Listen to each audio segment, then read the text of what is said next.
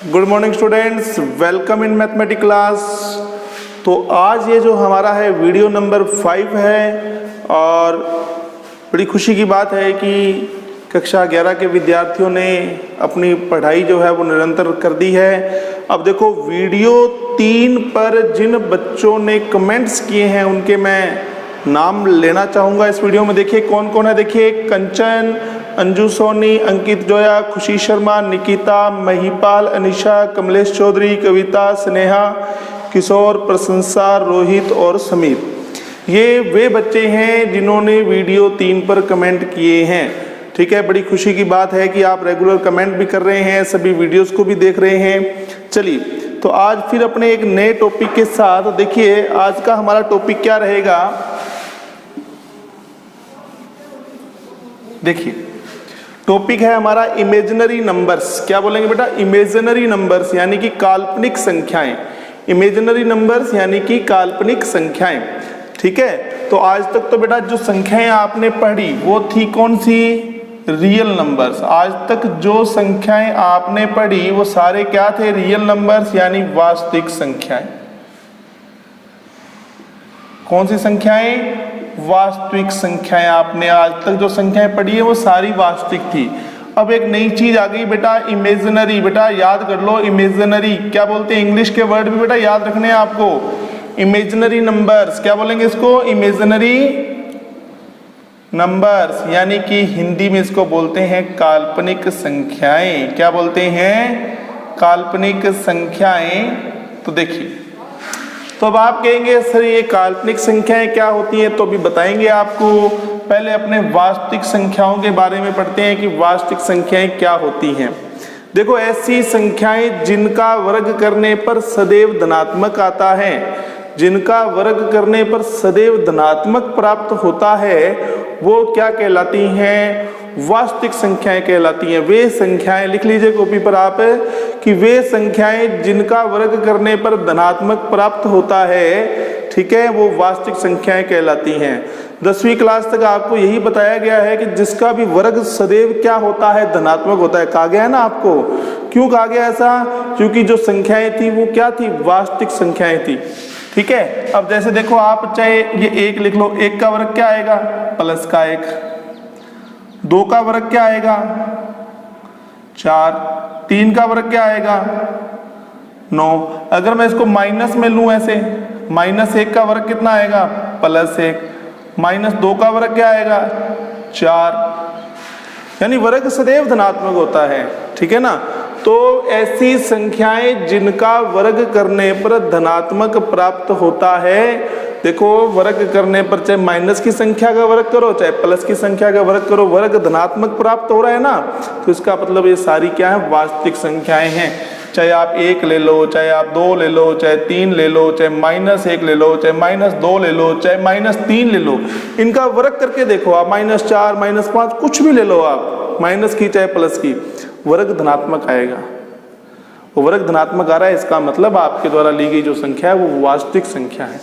ठीक है, एक्चुअल में आपको अभी तक काल्पनिक संख्या के बारे में पता ही नहीं है। आपने जो भी संख्याएं आप सोच रहे हो ना अपने दिमाग में, सब वास्तविक है। ठीक है ना। अब जैसे एक होता है, जैसे √2 का स्क्वायर करोगे तो बेटा 2 ही तो आएगा। बोलो धनात्मक है ऋणात्मक है? धनात्मक। तो √2 भी क्या है? वास्तविक संख्या है। -√2 ले लो तो भी तो बेटा प्लस का 2 आएगा, यानी वर्ग धनात्मक आ रहा है, इसका मतलब ये भी क्या है? वास्तविक संख्या है। ठीक है, तो बेटा याद हो गई परिभाषा आपको। ऐसी संख्याएं जिनका वर्ग करने पर क्या आता है? क्या आता है? धनात्मक आता है। वो क्या कहलाती हैं? वास्तविक संख्याएं। अब हम बात करते हैं काल्पनिक संख्याओं की। तो बेटा इसकी परिभाषा भी अपनी कॉपी में लिखिए आप। ऐसी संख्याएं जिनका वर्ग करने पर, ऐसी संख्याएं जिनका वर्ग करने पर ऋणात्मक आता है। ये एक नई चीज हो गई बेटा आपके लिए। ठीक है, वर्ग करने पर क्या आता है? ऋणात्मक आता है। क्या आता है बेटा? ऋणात्मक। ठीक है ना। जब वर्ग करने पर ऋणात्मक आएगा तो ऐसी संख्याएं क्या कहलाती हैं? काल्पनिक संख्याएं। आप कहेंगे सर मैंने ही आपको 10वीं में पढ़ाया था, तो मैंने आपको क्या बताया था कि वर्ग तो सदैव क्या होता है? धनात्मक। और आज मैं क्या कह रहा हूं? वर्ग करने पे क्या आता है? ऋणात्मक। तो बेटा वो 10th क्लास थी, ये 11th क्लास है, ठीक है ना। जिसका वर्ग करने पर धनात्मक आएगा वो वास्तविक संख्याएं, आज तक जितनी संख्याएं हमने पढ़ी वो सारी वास्तविक थी। आज मैं आपको एक नई चीज बता रहा हूं, इमेजिनरी नंबर यानी काल्पनिक संख्याएं जिनका वर्ग करने पर ऋणात्मक आता है वो क्या कहलाती हैं, काल्पनिक संख्याएं। चला सोचिए, आपको कोई ध्यान है ऐसा एग्जाम्पल? आप सोचेंगे सर माइनस का √1, माइनस का √2, आप सोच रहे होंगे ये काल्पनिक है? नहीं, एक बार इनका वर्ग करके देखना एक बार कितना आता है। वर्ग करो, 1 2, अब बताओ वर्ग धनात्मक आ रहा है? अगर धनात्मक आ रहा है तो बेटा ये तो सारी की सारी संख्याएं क्या हैं, रियल यानी कि वास्तविक। तो फिर काल्पनिक कौन सी होंगी? देखिए √ में -1, √ में -2, √ में -3, √ में -4, ऐसे ये काल्पनिक संख्याएं क्यों है? चलो इनका वर्ग करके देखो जरा। वर्ग करोगे तो बेटा √ ही तो हटेगा, हट गया √ अंदर क्या है -1, नेगेटिव आ रहा है। इसका वर्ग करोगे √ हट गया, कितना आ गया -2।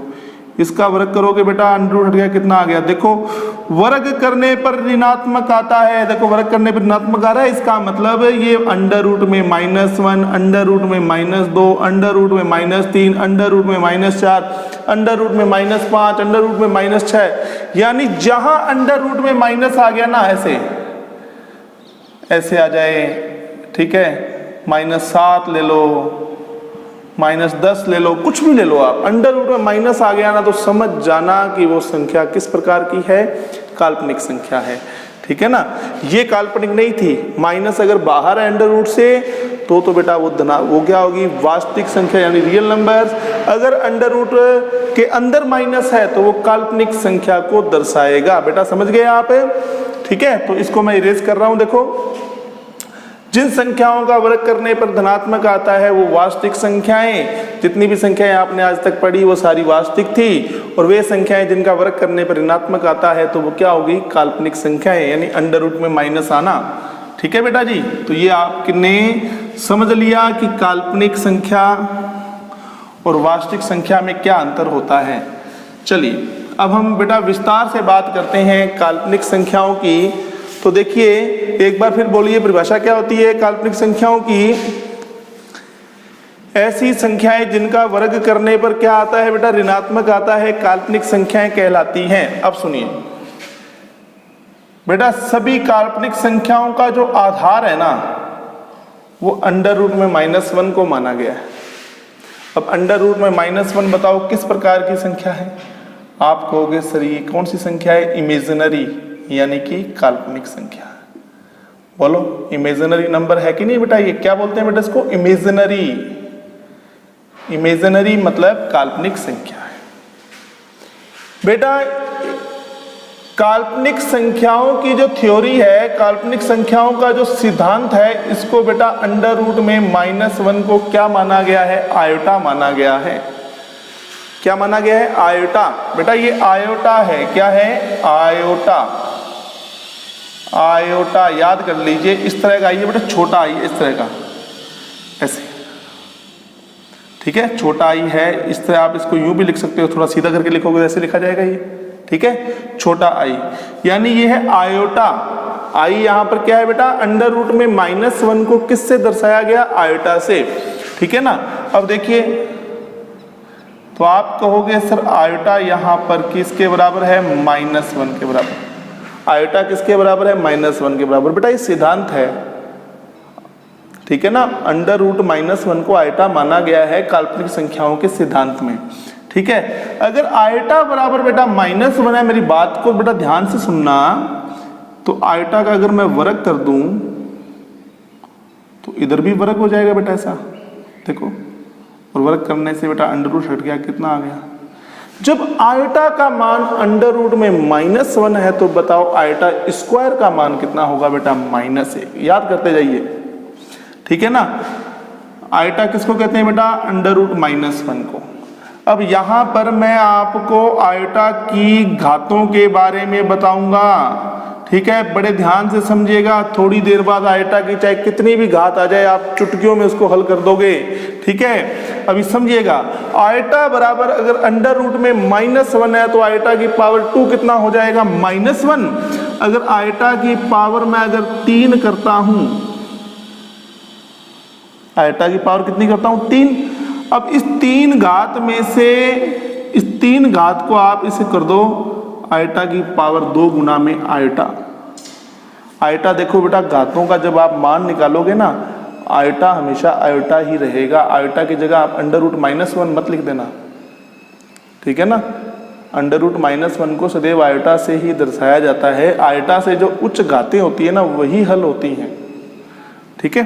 अब देखो यहाँ आयटा स्क्वायर है बेटा, आयटा की घात 3 का मान निकाल रहे हैं। 3 घात थी, 3 घात को मैंने 2 × 1 में तोड़ लिया, 2 × 1 घात में तोड़ दिया। आयटा की घात 2 का मान बोलो बेटा कितना है, ऊपर देखो ये लिखा हुआ -1।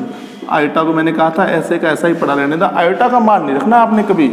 अब -1 से आप अगर गुना करेंगे आयटा का तो कितना आ जाएगा, माइनस आयटा। तो बताओ फिर आयटा की घात 3 का मान कितना हो गया, -1। इसी तरह से हम निकालेंगे आयटा की घात 4 का मान। आयटा की घात 4 को बेटा आयटा की घात 2 × आयटा की घात 2 में बदलिए, तोड़ सकते हैं ना। आयटा की घात 4 को मैं आयटा की घात 2 × आयटा की घात 2 लिख सकता हूं। आयटा की घात 2 का मान कितना, -1 × -1। ठीक है, ज्यादा मैं फोकस आयटा की घात 2 पर करूंगा क्योंकि आयटा की घात 2 का मान आपको आसानी से याद रहेगा। घातों को इस प्रकार, उन घातों को, दी हुई घात को, आयटा की घात को ऐसी घात में तोड़िए जिसके मान आपको आसानी से याद रहें। मैं इसको 3 और 1 भी लिख सकता था पर मुझे आयटा की घात 2 का मान आसानी से याद है, कितना, -1। आपको भी याद हो गया होगा, तो इसलिए ज्यादा फोकस मैं आयटा की घात 2 पे ही करूंगा।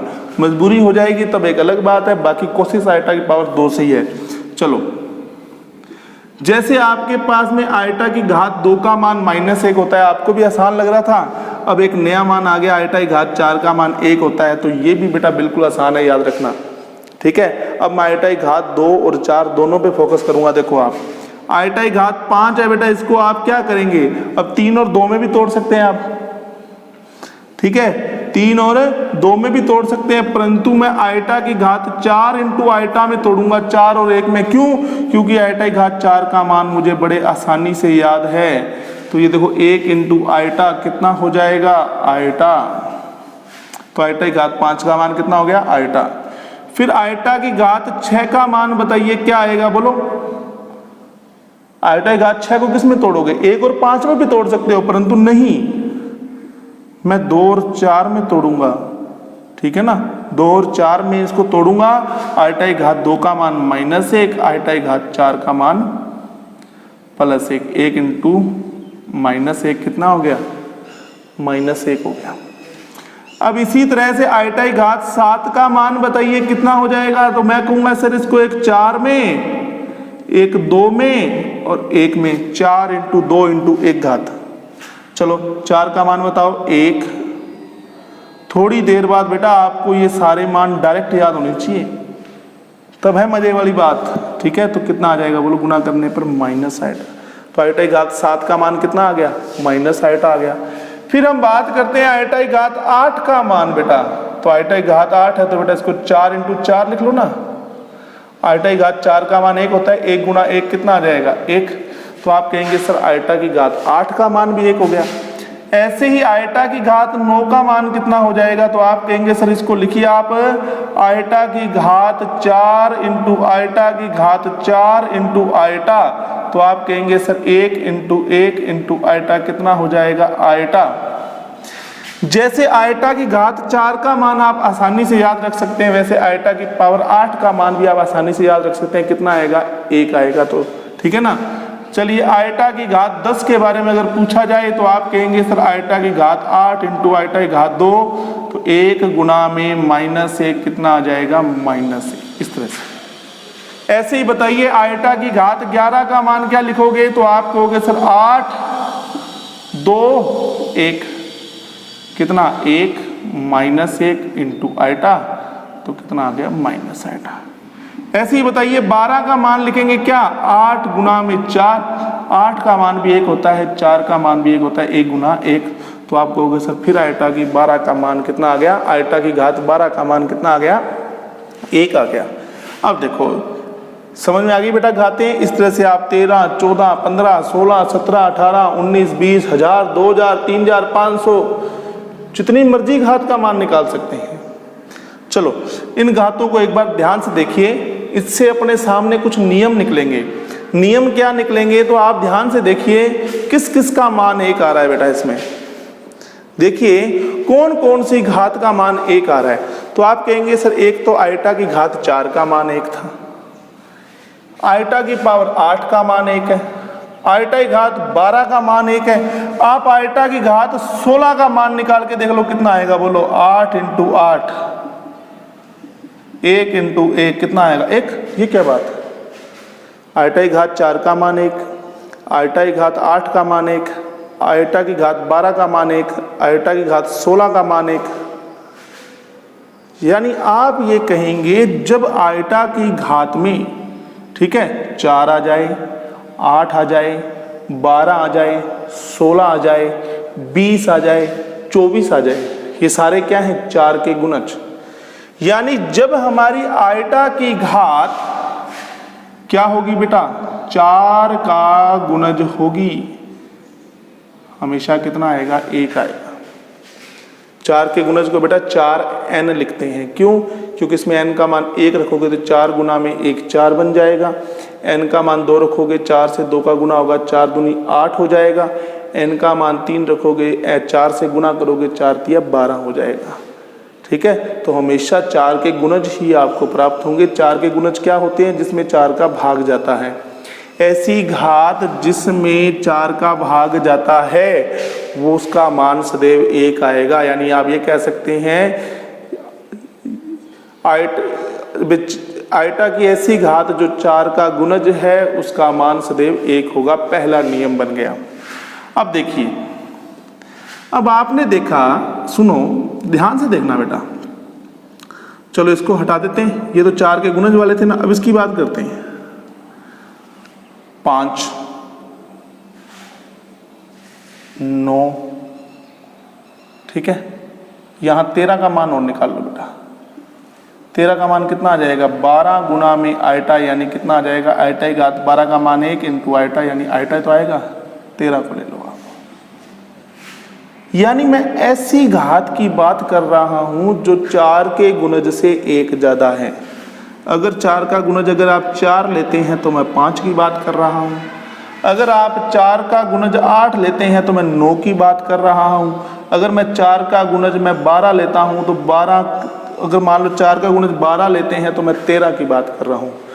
वो घात जो 4 के गुणज से 1 ज्यादा है, ये जस्ट 4 के गुणज के बाद वाली घात है ना। जस्ट देखो, अगर 5 को देख लो, 9 को देख लो, 13 को देख लो, इनका मान कितना आ रहा है सबका बताओ। आयटा ही तो आ रहा है, आयटा ही तो आ रहा है। देखो किधर गया, ये रहा, आयटा ही तो आ रहा है बेटा। ठीक है, आयटा आ रहा है। यानी आप कहेंगे कि सर आयटा की घात 5 ले लो आप, आयटा की घात आप बेटा 9 ले लो बेटा, आयटा की घात आप बेटा 13 ले लो आप, आयटा की घात 17 ले लो। क्योंकि जब 4 के गुणज के बाद वाली घात, अब बताओ 4 का गुणज 4 लेते हैं तो ये 5 है, ये कब आती है 8 के बाद आती है, ये कब आती है बेटा 12 के बाद आती है, और ये कब आती है 13 के बाद, सॉरी 16 के बाद। ठीक है, यानी ऐसी घात जो 4 के गुणज के जस्ट बाद में आती है, यानी कि 4 के बाद में 5 आता है, 8 के बाद में 9 आता है, 12 के बाद में 13 आता है, 16 के बाद में 17 आता है। तो आयटा की घात 5, 9, 13, 17, आप यहाँ मान चेक कर लो। 5 का मान आयटा है, ठीक है, 9 का मान आयटा है, 13 का मान आयटा है। ठीक है ना, यानी जो घात 4 के गुणज के बाद में आएगी, ठीक है, 4 है तो 5 लीजिए आप। अगर आपके पास 4 का गुणज 8 है तो आप 9 लीजिए। यानी वो घात जो 4 के गुणज से 1 ज्यादा होगी, ऐसे कह सकते हैं आप, उसका मान सदैव कितना आएगा, आयटा। अब इसी तरह से मैं बात करता हूं उस घात की जो 4 के गुणज से 2 ज्यादा होगी, ठीक है ना। अगर आप 4 का गुणज लेते हैं 4, ठीक है, और 2 ज्यादा कौन होगा बताओ फिर? 6 होगा। 6 का मान कितना आ रहा है? -1। अगर मैं 4 का गुणज 8 मानता हूं, 8 से 2 ज्यादा घात कौन सी होगी? 10। तो 10 का मान देख लो कितना आएगा। यानी एक नियम बन गया कि वो घात जो 4 के गुणज से 2 ज्यादा होगी उसका मान सदैव -1 आएगा, ठीक है ना। तो आप देख लीजिए, आप कोई भी घात ले लीजिए, जैसे मैंने लिखा आयटा की घात 38, तो आप कहेंगे सर इसमें 4 का गुणज पूरा 4 का गुणज कितना है इसके अंदर? 38 के अंदर 36 है। कितना है बेटा? 36। तो आप कहेंगे सर 4 के गुणज, क्योंकि मैं इसको लिख सकता हूं ना आयटा की घात को 36 + 2, तो ये 36 क्या चीज है बताओ? 4 का गुणज। 4 के गुणज से कितनी ज्यादा है घात? 2 ज्यादा है। जब 4 के गुणज से 2 ज्यादा घात होगी उसका मान सदैव कितना आएगा? -1 आएगा। फिर एक नियम और, अगर मान लो आपके पास में आ जाए क्या कि अगर मान लो घात 4 के गुणज से 3 ज्यादा है तो उसका मान सदैव -आयटा आएगा, ठीक है। जैसे मान लो कि मैंने आयटा की घात 4 ली बेटा, ठीक है, तो बताओ फिर आयटा की घात 7 का मान कितना आएगा? जरा देख के बताओ मुझे, क्योंकि आयटा की घात 4 से कितनी ज्यादा है? 3 ज्यादा है, यानी 4 के गुणज से 3 ज्यादा हुई कि नहीं हुई? देख के बताओ कितना आ रहा है 7 का मान यहाँ पर? -आयटा। इसी तरह से मैं अगर आयटा की घात 11 ले लूं, अब 11 भी क्या है? 8 से 3 ज्यादा है ना। 8 देखो 4 का गुणज है, 3 ज्यादा है, तो इसका मान भी चेक कर लो आप। यहाँ पर कितना आ रहा है? 8 का मान, सॉरी 11 का मान -आयटा ही आ रहा है। इसी तरह से बेटा आप चेक कर सकते हैं किसको? 15 को। आयटा की घात 15 का मान चेक कर लीजिए, क्योंकि 12 से कितनी ज्यादा है? देख लो ना, 4 के गुणज से 3 ज्यादा है, इसका मान भी कितना आ रहा होगा? -आयटा। तो बेटा आपके पास में यहाँ 4 नियम बन गए। इन नियमों को आप याद रखिएगा बेटा। नियम क्या बन गए? देखो, नियम बन गया आपके पास कि जब घात 4 की गुणज आएगी तो 1 आएगा, जब घात 4 के गुणज से 1 ज्यादा होगी तो उसका मान सदैव आयटा आएगा, और जब आयटा की घात 4 के गुणज से 2 ज्यादा होगी तो -1 आएगा, और जब आयटा की घात 4 के गुणज से 3 अधिक होगी तो कितना आएगा? माइनस का आयटा आएगा, ठीक है। तो एक चीज याद रखिएगा, आप चाहे आयटा की घात कितनी भी ले लें, आयटा की घात, मान आपके पास 4 प्रकार के आएंगे, या तो +1, -1, आयटा, -आयटा। आयटा की जो, या फिर आयटा आएगा या -आयटा आएगा, ठीक है। तो बेटा आज जो है आप इसको ध्यान से पढ़िएगा। चलो मैं आपसे एक सवाल पूछता हूं, चलो, जिसका आपने कमेंट बॉक्स में लिख करके हमें कमेंट करना है बेटा, ठीक है।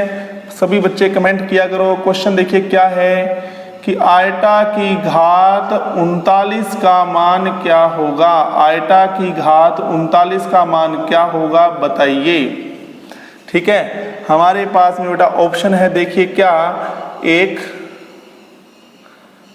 B -1, C आयटा और D -आयटा, ठीक है। तो इस प्रश्न का उत्तर लिख करके बेटा आप कमेंट बॉक्स में कमेंट करेंगे, और अगले वीडियो में बेटा जब हम देखो नेक्स्ट वीडियो जो आएगा उसमें आप कॉपी पेन लेकर के बिल्कुल तैयार रहिएगा, और नया वीडियो आने से पहले इन घातों को कम से कम 2 से 3 बार देख करके इस वीडियो को याद कर लीजिए। उसके बाद में आप देखना है टॉपिक कितना ईजी हो जाएगा। बहुत सिंपल सा टॉपिक पढ़ाया, आज ध्यान से पढ़िएगा आप इसको, ठीक है बेटा। आज के लिए धन्यवाद।